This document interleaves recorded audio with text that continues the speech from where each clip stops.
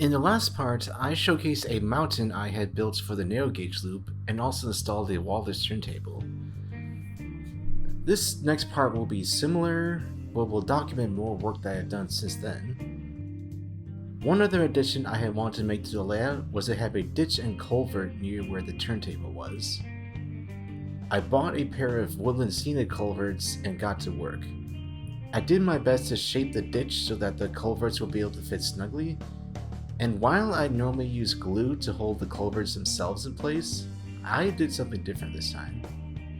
After carving out the ravine, I then lathered the entire area with Sculptamold and pressed the culverts in place. That way, when the Sculptamold dried, the culverts were adhered to the landscape. As for why I wanted this ditch to be near the turntable and roundhouse, well, you can take a guess. He moved slowly forward to jam the table, but he couldn't stop himself and slithered into a ditch. "Ooh!" she hissed. "Get me out! Get me out!" Since another step I've taken at this point is beginning to assemble some kits for structures I want to add to the layout, I figured this would be a good opportunity to give some tips I personally have about building structures. After all, you'll be pretty limited if you rely solely on pre-built structures for your layouts. And pre-built structures cost more too, but I digress. I'll be showing a few Atlas and Walrus kits I put together recently for examples. One thing I learned the hard way pretty early on is that while some kits will come in pre-colored plastic, notably Atlases, most of them don't, and furthermore, some of them like DPM just come in a plain gray, so they have to learn how to paint as well. Not to mention, I found that even if the billies do come in pre-colored plastic, they look a lot better if you paint them. And the paint also protects it from sun damage, something which I learned from my friend Visionary Locomotive Works. I use Rust-Oleum to prime the models into common colors for structures, i.e. brown, black, gray, tan, etc. As for elaborate colors, I usually use acrylic paints and small paintbrushes, which definitely come in handy for painting windows. Some structures will have the windows be separate from the walls, however, so you won't always have to worry about this. One thing I will always urge, however, is to avoid getting paint on areas where you will want to glue the parts together, since the lack of paints will make it easier for them to stick together. That being said, if you do get paint in those areas, don't worry, it's not the end of the world. All you have to do is scrape it off with an X-Acto knife or sandpaper. As for glue, what type you will need depends on the material the kit is made out of, in this case plastic. When I first started building kits, I was actually recommended gel plastic from Testers, which comes in a tube.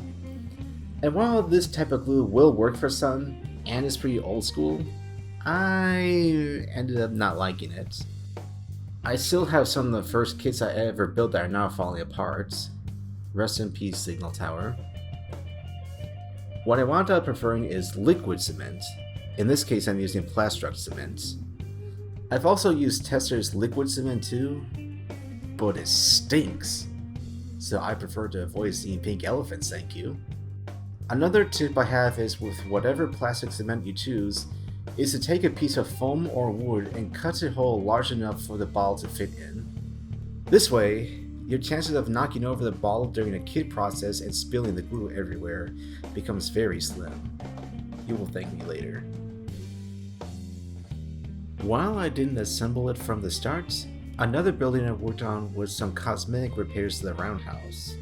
I bought this secondhand from one of my local hobby stores, and it was already assembled and much cheaper than it would have been to get a brand new kit, but there was some damage here and there. Two of the doors on one stall were damaged, and I had to drill out holes and reglue brass rods to make them open and close again. Some of the walls were also starting to break apart, so I used my plastic cement to fix that. Another alteration I want to make is to add brick mortar to the walls. Previously, I've done this with diluted white paint, but this time around, I wanted to try out a project exclusive to that same hobby shop, Southside Trains in Milwaukee, Wisconsin. This is Robert's brick mortar, a product designed with the sole purpose of mimicking brick mortar on your buildings, as the name suggests. All you really have to do is shake it well, get a paintbrush, and get to work. I quite like the results, and will definitely be using this on future kits. Another addition I thought of on my own is how to make the roofs look nicer. Most roofs on plastic kits will look pretty bare if you just paint it and then glue it on. I've seen many brick buildings that use gravel or asphalt on the roofs, which gave me an idea. For this Atlas Middlesex manufacturing company kit that I constructed during this vlog, I picked up some Woodland Scenics fine cinders, painted the roof with white glue, and coated the whole thing. I used a card to level the cinders as well before finally securing it with sheet cement.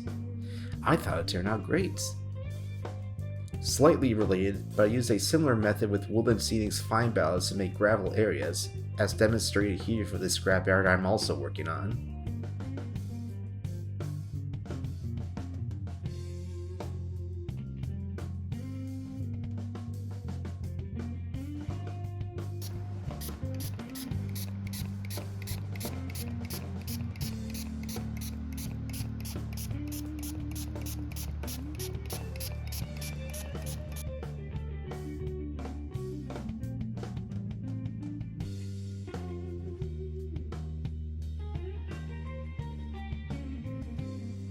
Furthermore, with ground cover, I also picked up a few containers of Scenic Express's natural soil and dirt.